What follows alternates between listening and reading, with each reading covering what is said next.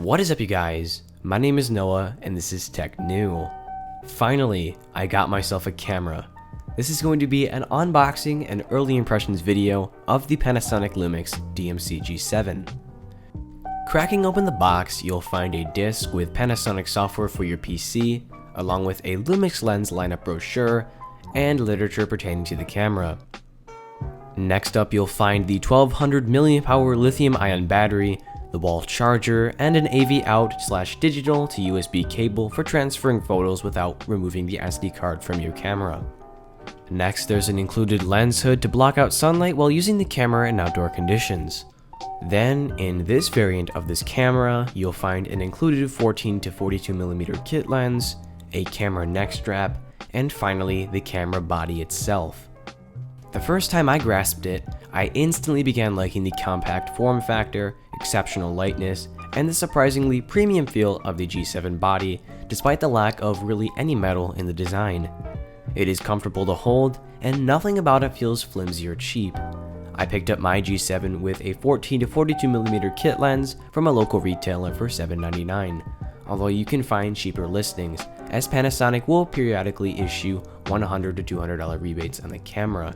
I also picked up a 64GB ProMaster Velocity high-speed SD card for 4K video recording, and a generic SD card reader for my editing rig. Next, it's time to properly install the kit lens.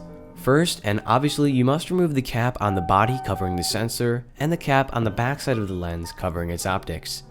Next, you'll want to line up the two corresponding red indicator dots on both the camera body and lens. Press down on the lens button to the right of the opening on the body, push the lens in, release the button, and turn the lens clockwise until you feel it click into place.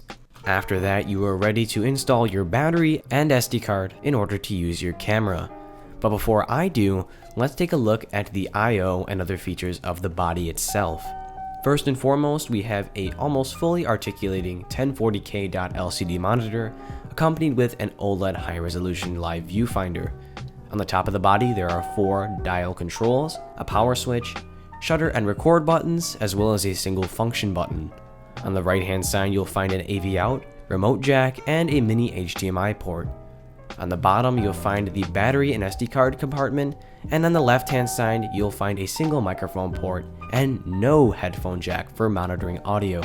And once again, my camera came with an included Panasonic Lumix G Vario 14 to 42 mm kit lens with an f-stop of 3.5 to 5.6. Next, I'm going to put the battery and SD card into the camera so I can begin to shoot some wonderful crispy video. The battery slides right in and requires a slight push to lock it into place. Last to go in is my memory card, which also clicks into place. The hatch on the bottom closes and remains shut with a simple locking mechanism. Before we continue, I just want to point out 2 things. I have to be honest with all you. I probably know about 20 to 25% of what there is to know about this particular camera, as well as digital photography and cinematography in general. I've got video editing down, but now it's time for me to learn how to take full advantage of this camera. Not only will I be using this device for this channel, but also in indie short films that I have planned in the future. And lastly, I'm going to show you the difference between my 5S, which I've been using up until now, versus my brand new G7 when it comes to video quality. And a quick note, I did not mess with the footage in post. What you see is what you get.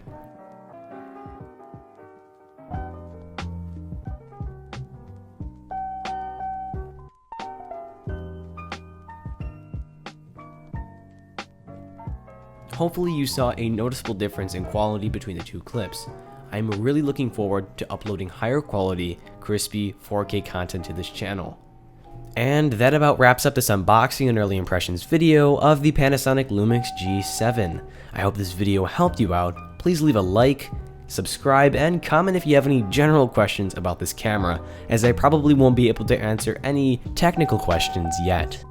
Expect 2 more unboxing videos regarding video gear, and a full review of this camera down the line.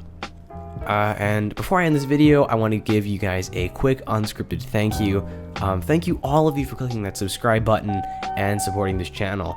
I did not anticipate this channel to surpass 2,500 subscribers in a very short amount of time. I didn't even think this channel would surpass 1,000 by the end of this year. So once again, thank you all for clicking that subscribe button and continuously supporting this channel.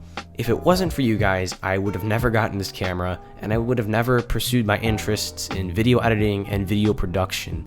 So once again, thank you all. Expect more content. I encourage you to watch my weekly tech news segment tomorrow. And other than that, I will catch you all in the next one. Peace.